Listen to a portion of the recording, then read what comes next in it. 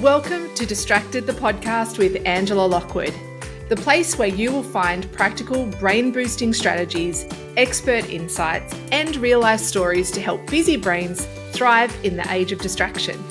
Let's go. Welcome to Distracted. I'm Angela Lockwood. Thanks so much for joining me today. We have a really fantastic conversation today with somebody who is a real leader and an expert in the field. Dr. Nick Fuller joins us today, and he's the Clinical Trials Director of the Department of Endocrinology at the Royal Prince Alfred Hospital. That title alone should sort of cue you into what we're going to be speaking about is evidence-based, it's scientifically backed, and it's also really applicable to current times. And what we're going to be talking about today is very much looking at health and wellness around the family unit, but also how, as busy working parents, we can also set up really healthy habits of our own so that we could be those really positive role models for our kids. So, Dr. Nick Fuller, welcome to Distracted. Thank you very much for having me on, Angela. I look forward to the conversation today. Thanks, Nick. So do you mind if I call you Nick? Please do. Thank you. Yeah, I don't think anyone that comes on Distracted is too precious about their titles. So look, I want to say thanks so much because I've obviously done so much research around your background and your messaging. And I think that it's going to be really important information that we're going to chat about today because parents often feel overwhelmed by a lot of the noise that's out there around how do we create these healthy habits. And I'm hoping through our conversation today that we'll be able to cut through some of that noise and just make it really simple for parents. Definitely. It is a confusing world, and one of the biggest challenges is raising kids in the modern day environment. Yeah. And what I love, and I didn't mention this when I introduced you, but you are an author, a multiple best-selling author around the interval weight loss programs. You are the founder of the interval weight loss program. But what I sort of, when I was reading and I thought, I wonder if people get turned away a little bit about the weight loss term. Can you explain sort of your stance on the weight loss versus the healthy angle? Absolutely. So I guess to put it into perspective, and as you alluded to, my day-to-day job is at the University of Sydney and Royal Prince Alfred Hospital, where we actually conduct Australia's largest weight management service, where we are trialling and testing different products and treatments to help people regain control of their health and weight, because unfortunately most of us are struggling in the modern day environment. We're sort of dieted ourselves into a problem, and our weight is only going up and up over time, and with that comes a range of different metabolic diseases like type 2 diabetes, heart disease, non-alcoholic fatty liver disease. So that's my day-to-day job. We're running clinical research programs, everything from first-line therapy being lifestyle intervention, educating the general population on what we should be doing to regain control of health and weight, steer them away from diets, because our research clearly shows that unfortunately that's only going to speed up the weight problem that you have. And what I mean by that is your body is going to shut down after a couple of kilos of weight loss. It's holding onto its fat stores, and then it's going to take you back to your start point at some point in time, whether it's a few months down the track or a few years down the track. And it's the very reason why diets don't work. So I'm particularly passionate about translating our evidence-based care from our clinical work in a hospital and university setting to the general population, so we can stop them dieting and hopefully break that yo-yo dieting cycle. Now, what I'm referring to here is particularly adults, helping adults. And another line of our work relates to intervening at the family level. Okay, because what we want to do is set up the next generation so that they don't have this same lifelong struggle with health and weight. And then that comes down to forming healthy habits in the four walls of our own home, particularly around diet, exercise, and sleep health, so that we can look forward to mealtime, so that exercise becomes part of our day-to-day life, and so that we are getting good sleep health by having a healthy relationship with devices, which are unfortunately one of the contributing factors as to why we're struggling to get good sleep. So there's sort of two aspects of my work. Coming back to your question, there is interval weight loss, which is an evidence-based translational program for helping adults regain control of health and weight. Nothing to do with intermittent fasting, despite the interval title.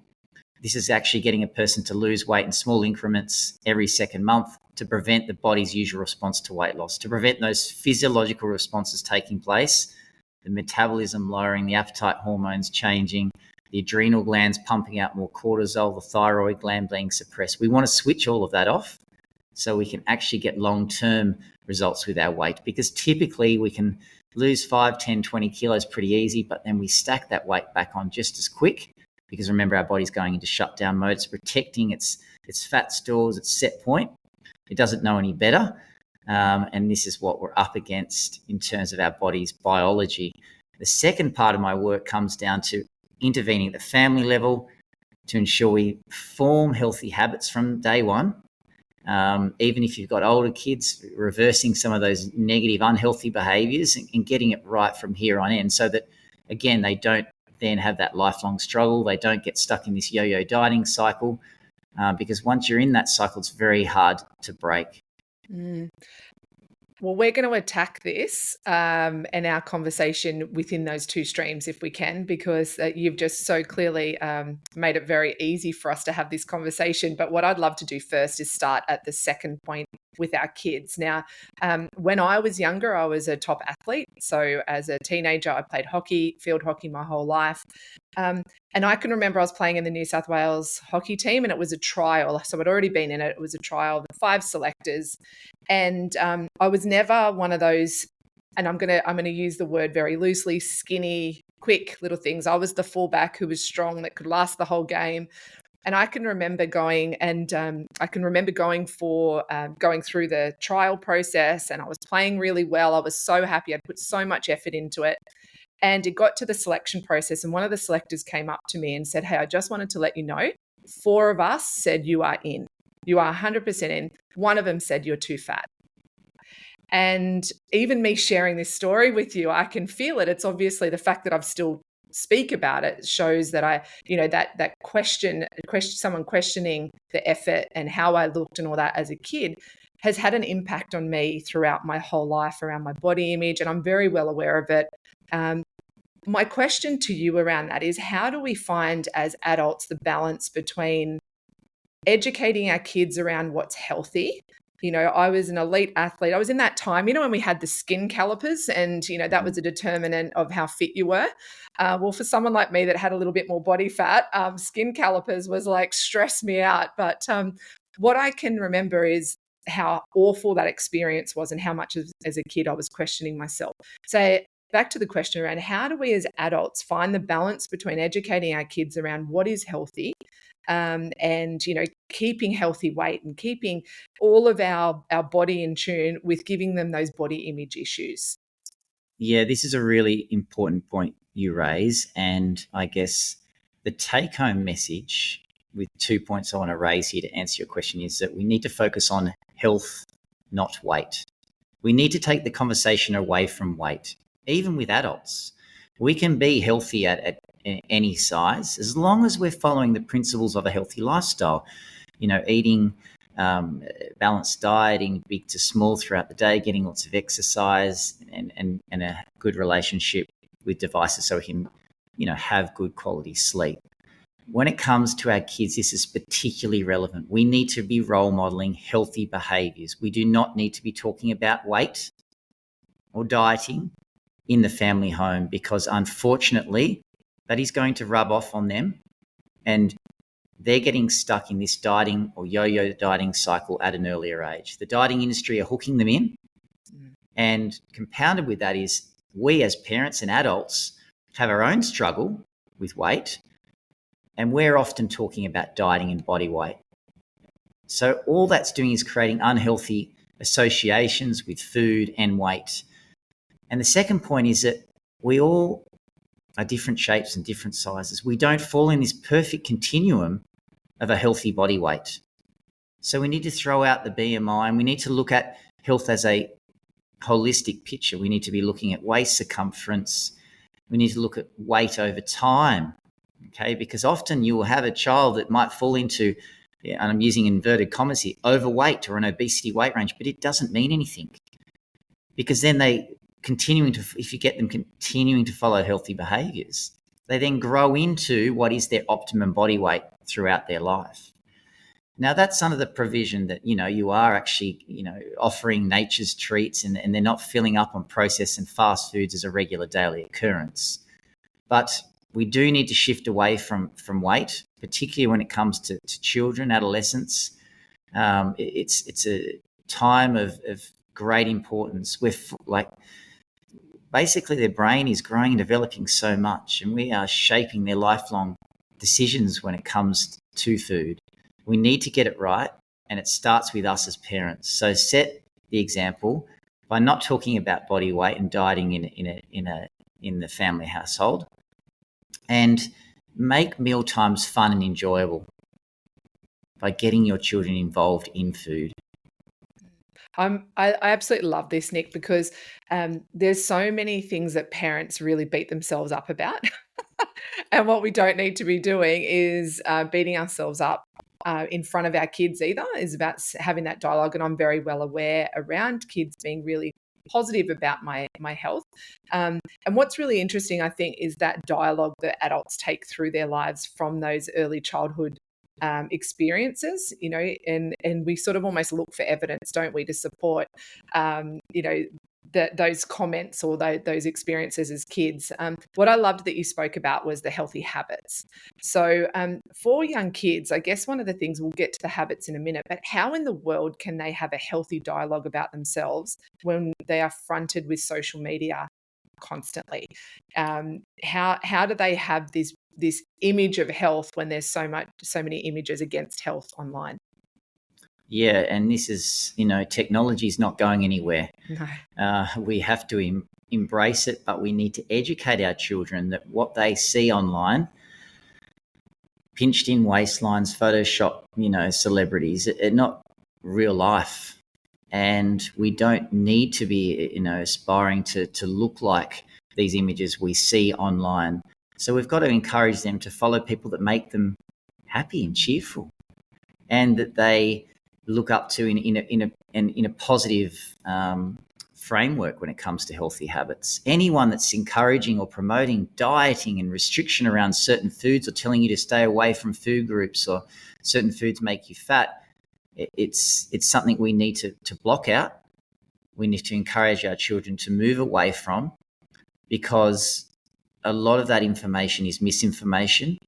And recent data shows that 95% of the information, medical information, that we get from social media is wrong. What is it? 95% of statistics are incorrect. Fewer than 5% of people are actually disseminating evidence-based information. So it's crazy. Yeah. And this is what we're largely going to for our health information. We really need to, I guess, drum that in, but in a positive way. And as we talk about, technology is not going anywhere. It's intertwined in our life, but we do need to encourage them or educate them around, I guess, that focus on health, not weight. Okay. And the fact that not all of us are, one size fits all. We all fall on get different spectrum in terms of weight range. So, again, coming back to that health, not weight, allowing them to grow into a healthy body weight by getting them to focus on healthy behaviours, and you role modelling them in the four walls of your own home. Well, I think that's a perfect segue into, let's talk about what those healthy behaviours are, because this is a podcast called Distraction, and what I know, and you've already touched on this, is that there is so much information out there, and almost so much noise out there too, that sometimes healthy messages are almost screaming at us. How do we cut through that noise as adults? So not even if you've got children, but just as adults, how do we cut through that noise and work out what are those healthy habits that will work for our family? Yes, so the first thing is to follow evidence-based care. Listen to healthcare professionals that actually know what they're talking about. And what I mean by that is those that have studied, in this instance, the science of overweight, obesity, and metabolic disease. Because our body, despite it being beautiful, it is very complicated. And it does all it can, unfortunately, to work against us when it comes to weight management. The simplest way of describing that is our set point. This is a weight that we remember being at for a long period of time in our adult years, particularly over the age of 20 years plus. It's that weight you'll remember bouncing back to after every bout of starvation or dieting. So you might be at 100, you lose 10, but your body then climbs back to that 100, but it puts on the plus GST. So you end up at the 101, 102 kilos because your body gets used to preparing for that next bout of starvation. It learns to actually add on a bit of extra fat. So it's better likelihood of surviving that next starvation that comes around. So all you're doing there is driving up your set point over time. That's why dieting is not the answer. All we've been doing is talking about different diets for the last 5 to 6 decades. They're just a derivative, I guess, of their predecessor. 1 minute it's low carb, the next it's high fat, next it's high protein, then it's cut out certain foods. It is all nonsense. It's far simpler than that. And this is why, we need to be listening to the science and following evidence-based care. So I have translated a lot of this into books, as you alluded to, the most recent being Healthy Parents, Healthy Kids. There are 6 healthy habits. We talked about health, not weight. That's particularly relevant because we do see parents going for their regular checkups with their child to the family healthcare nurse, GPs, and unfortunately, those healthcare professionals are looking at weight as a one-off time point, and they're saying, your child's in an overweight range, you need to do something about it. You need to start restricting their food intake. This is wrong advice. We should never, ever put our child on a diet or restrict their food intake. They're extremely good at regulating their calorie intake across the course of the day. Some meals, they'll eat huge volumes of food, and the next, they'll push back and probably have what looks like the size of a couple of peas. Don't be concerned. What we're looking at is the course or the intake over the course of a day, and particularly over the course of a week. Now, what we want to be doing there is looking at weight, remember, as a continuum over time and monitoring the trend over time. So 1 minute they might fall into this overweight or obesity weight range, but then they might jump back down into a 50th percentile healthy weight range. So we're continuing looking at that weight and what it's doing over time. If it persists in the overweight or obesity percentiles, what we then do is reevaluate the healthy habits in the family home. We look at what's been put on the plate, what the children are actually filling up on. Are they getting a lot of their calories from the processed and packaged foods? Because we as parents are very time poor in the modern day environment. We know that they're going to eat those foods, but that often means when it comes to mealtime, they've had enough calories throughout the day. They've filled up on those low fiber, low nutrition foods, and they then say, I don't want that food. It's yuck. I'm not going to eat it. And we give in. We often give them more of that white beige food diet or safe foods that they feel comfortable around. So that's the first thing around health, not weight. There's 6 of them. Remember, the second one is about retraining their brain back to nature's treats. Now, if you have a young child, it's particularly easy because there's so much growth and development going on in their brain, and we can shape their lifelong food preferences. So we've got to give them lots of those foods that are naturally high in sugar, naturally high in fat. Okay, the fruits, the berries, the papaya, the nuts and the seeds, the avocado, the olive oils. All of those foods release all those feel-good chemicals, but importantly, give our children the nutrition their body needs. If they fill up on those nature's treats, they're less likely to scream out for the processed and packaged foods that we see on every corner when we go shopping. So I just love that. I love that term, nature's treats. I've never heard anybody say that because I think we do elevate, don't we? We elevate those ultra processed foods as the treat as the thing that you aspire to. And I also see that around device use. Obviously, in a lot of my work that I do with kids and with parents is the devices elevate the play outside. So what we do is we give them the device as a treat when they've done something. So when they go to play outside, it's just not as exciting as the device. And what I'm hearing you is almost we're doing that with food, is we're making the processed stuff more appealing than the nature's treat, but we need to have the focus on the nature's element rather than the processed. I love that. That just clicked in my head. Yeah, no, that's spot on. And it's a really good way of looking at it because these foods, believe it or not, our children love them, but we're just not So do wiring. we. Yeah, we do. We're just not wiring our brain or wiring their food preferences towards nature's treats. Okay, so they release all those feel-good chemicals in the brain. And we do some fascinating experiments in our clinics at the hospital where we sit down children and adults to different meals, and we look at the brain imaging when they're eating these meals. Now, believe it or not, when you have those nature's treats, it releases all those feel-good chemicals, the serotonin, the dopamines release the learning chemical next time you see it. When you have the fruits, the nuts and the seeds, the nature's treats, sure, you're also getting those feel-good chemicals released when you have the processed or fast foods. But guess what? Those foods are low in fiber, low in nutrition. They don't make us feel great afterwards, and they're only adding to the problem being our waistline. So let's get them hooked on nature's treats. If you've got older children, it's still very positive news because you can reshape their food preferences, but it does not happen overnight. This is the only important point to highlight, because if we have older children, we often say, well, my child just doesn't like fruit. I can't get them to have any, of these nature's treats. We can't give in after one or two occasions. We've got to persist with it 10 to 20 times. Continue to do it. And after a couple of months, we start to see this adoption of nature's treats. We start to see them become more widely, adopted in the family home. And you've got to make sure that you saturate that family environment with the nature's treats. So when they're hungry, you're constantly offering them those foods. So let's talk a little bit just about, when you go out for dinner with kids, my children are 17 and 15 now, so they're a little bit older, but one of my frustrations used to be that when you take the children out for dinner when they were younger, the kids' meals were all disgusting. They were all fried. There was never like a little version of the big adult healthy version. So what we used to do with our kids when we were little, because I wanted them to be able to eat like we do, if we went to Indian or went to Thai food, we would just give them a portion off our plate when they were younger so that they were eating. And I remember people going, my kids would never eat that. And I think, well, I never really gave the kids the option of the chips and chicken nugget, because that I just never understood why you would do that.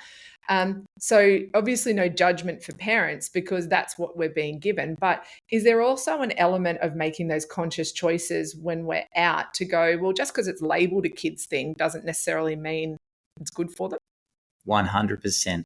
Yeah, this is a perfect way of dealing with that challenging situation. It's a time where we're going out, socializing together, and hopefully looking forward to that takeout treat. But getting them to actually, enjoy the meals that you're having as well. And this is the same in the household environment. What we're doing at the moment as parents is we're cooking meals for all of the different children and family members in the one house. It's absurd. We don't have time for that. And we shouldn't be catering for all of these needs. Even if there are food intolerance or food allergies, you can cook one meal for the whole family. And that's so important. So you've got to get your children involved in selecting recipes, giving them simple tasks when you're cooking the recipe, and then actually serving up that meal and sitting around the dinner table together. And as you just alluded to, Andrea, allowing them to select and choose that food that's in front of them, but eat the same food as you.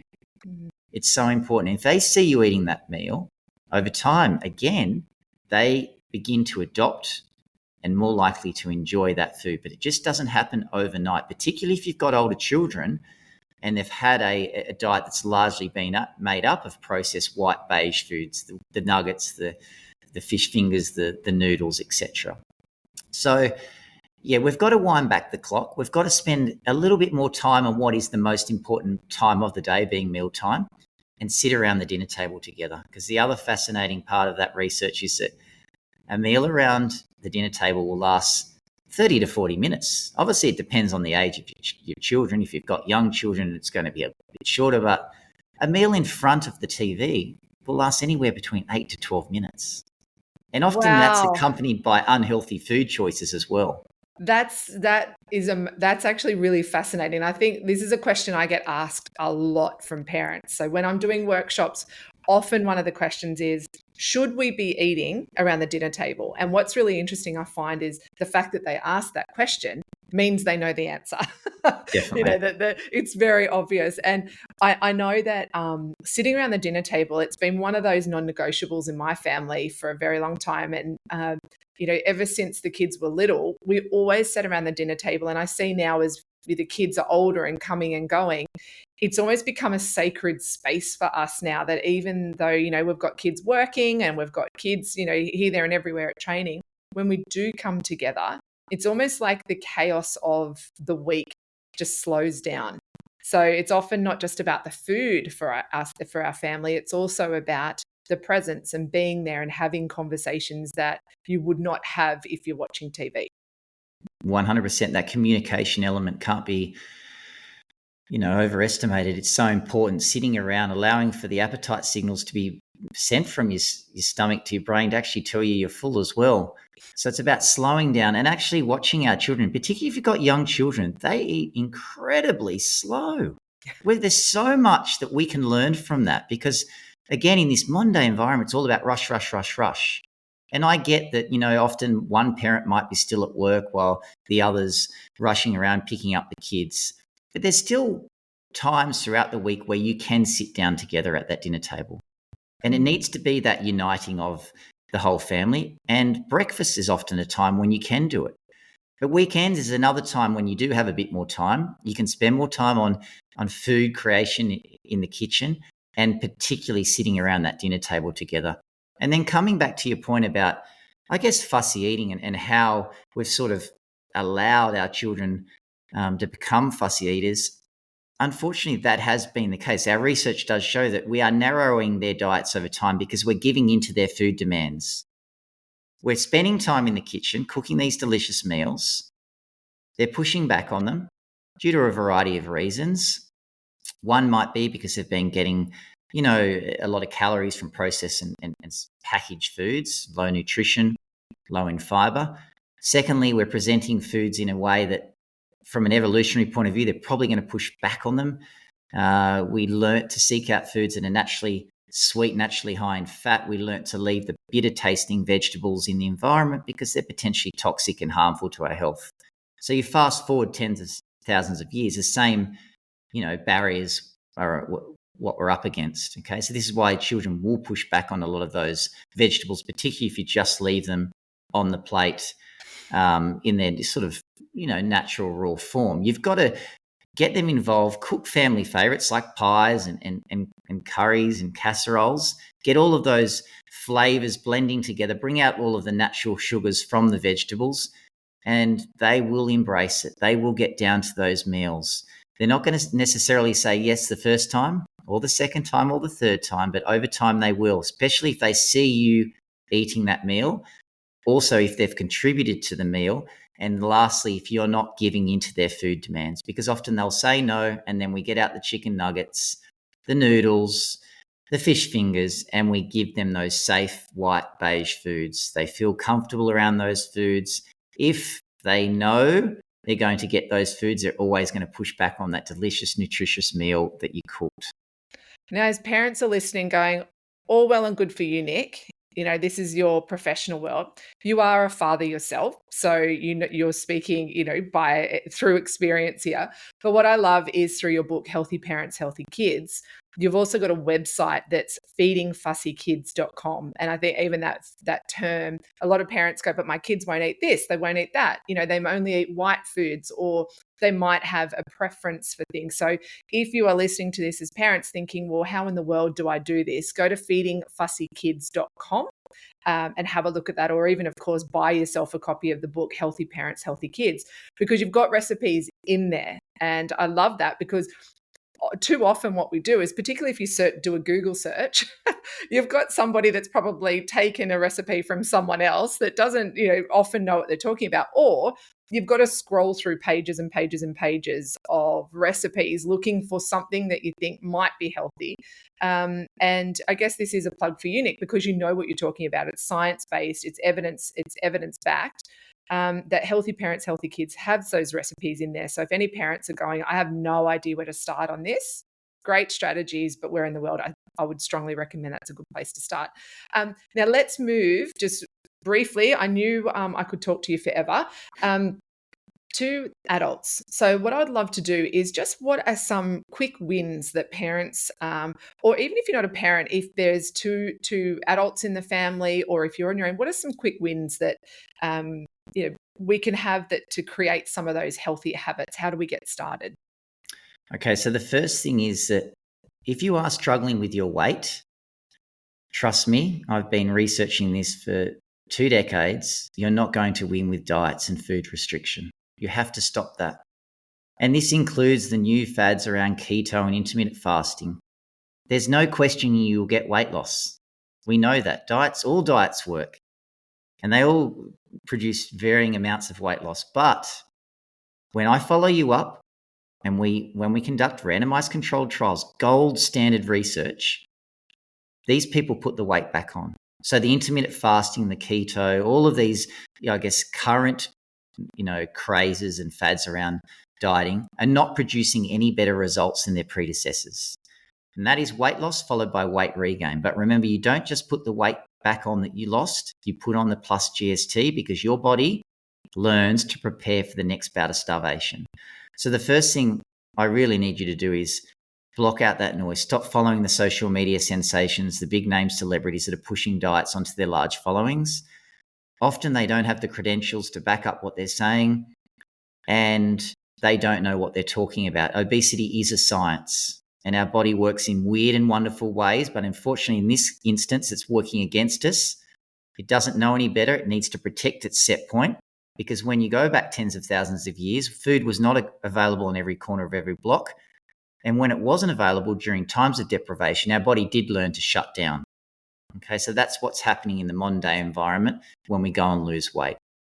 Now, the second thing is that if you are trying to lose weight, it is not all doom and gloom. We do know that you can lose weight and keep it off, but it's slow and steady. It's actually losing it in small increments every second month. Okay, so setting yourself a goal of a couple of kilos of weight loss and then actually taking the foot off the accelerator during the second month and maintaining the weight from the month before then going on and losing a couple more kilos, maintenance, etc. So it looks like a step down pyramid approach. And when you allow those maintenance periods every second month, you're allowing your body to reset at its new set point. You don't get those physiological changes taking place. You're not working against your biology, you're working with it. So again, it might seem like a really long and slow game, but it's better to lose 10 to 12 kilos over the course of a year than what it is to lose 10 or 12 kilos over a few months only to put 12 to 14 back on just as quick.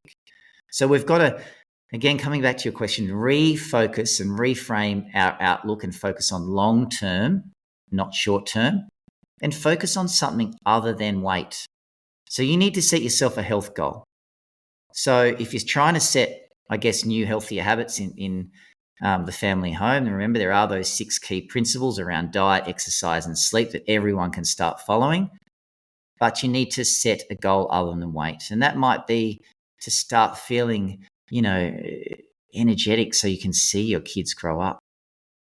It can be something simple like that where it can keep you focused on the long term, because at the moment we're looking for that short term win all the time to get ready for that event that's around the corner, following that quick fad, quick diet to get the quick win. Unfortunately, that's only going to make your problem worse off long term, and you're driving yourself into a worse off position when it comes to your health and your weight. So I guess refocus and your outlook when it comes to rethink how you can regain control of health and weight, interval weight loss, losing small increments of weight every second month. Set yourself a goal that's something other than weight. Focus on health. It's so important. And role model of those 6 healthy habits in the family, 4 walls of your own family home. Because if you can start to do that, monkey see, monkey do, your children start to adopt it. And then everyone feels a lot healthier and happier, particularly around mealtime, which at the moment is a real struggle and a real battle for most parents. And it shouldn't be. I just love that. It's about not talking about weight or even losing weight. It's not even about how much, you're on the scales. It's about healthy habits and creating environments for kids where they can feel the energy that they should have as a young kid. They should have the energy to get off the lounge and go outside and kick a footy or play basketball or whatever it is. But also, I know for me, Nick, my biggest motivation is I want to be able to do that alongside my kids. I want to be able to go and shoot a basketball with them for 10 minutes without having a heart attack on the basketball court. And I think for any listeners that are listening to this, we've talked about weight, we've talked about body image. But really, if you take a step back from all that, looking at the evidence, looking at the research, cutting through the noise, don't beat yourself up that you're not getting it right. Just go back to basics. And I think as parents, we often beat ourselves up a little bit too much about not getting it right. But I love going to people like Nick. Have a look at his website at feedingfussykids.com and grab yourself a copy of the book, Healthy Parents, Healthy Kids. I will put the links to everything in the show notes. But also too, the family unit, and I love that you touched on this, Nick, about being a role model. Whether that be that you have kids or you don't have kids, you being a presence, you feeling healthy, feeling alive. We're here for the long haul. We want to age well. No matter what age you're at, we want to age healthily. So I just want to thank you, Nick, for giving us some of those insights, and just hopefully people can reframe what health really looks like. So thanks for your time. Thank you, Angela. And look, don't necessarily try and overhaul everything in one go. Focus on one habit, move on to the next, and over time it just becomes easier and easier. Yeah, I love that. Okay, I could talk, as I said, I could keep talking to you. I have 1,000,001 questions, but maybe there'll be another time and space for that. But thanks so much for your time, and all the best in the work that you're doing as clinical trials director. So well done for that. Thank you. Keep up the great work, and lovely to chat. Thanks, Nick. We've been joined today by Dr. Nick Fuller, Clinical Trials Director at the Department of Endocrinology, Royal Prince Alfred Hospital. And we've been talking all about how we can, as adults, be really positive role models in the health and well-being of our kids, but also taking the focus on our own health and well-being to have that energy and vibrancy we want, and cut through that noise and just get back to the stuff that really matters. But thanks so much for your time, for joining me, everyone. I'm Angela Lockwood. Thanks for listening to Distracted.